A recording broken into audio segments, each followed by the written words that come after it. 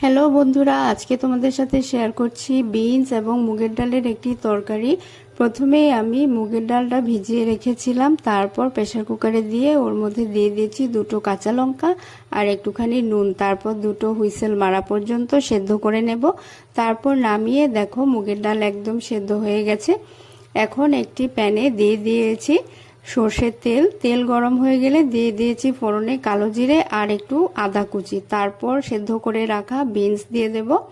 তারপর পরিমাণ মতো নুন, হলুদ গুঁড়ো, সামান্য জিরে গুঁড়ো, সামান্য ধনে গুঁড়ো আর দিয়ে দিয়েছি লাল লঙ্কার গুঁড়ো। তারপর ভালো করে মশলার সাথে ভেজে নেব বিনসগুলো।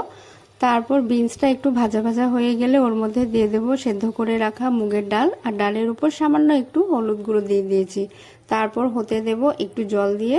তারপর হয়ে গেলে ধনেপাতা কুচি ছড়িয়ে তোমরা রুটি পরোটার সাথে পরিবেশন করো। বাই।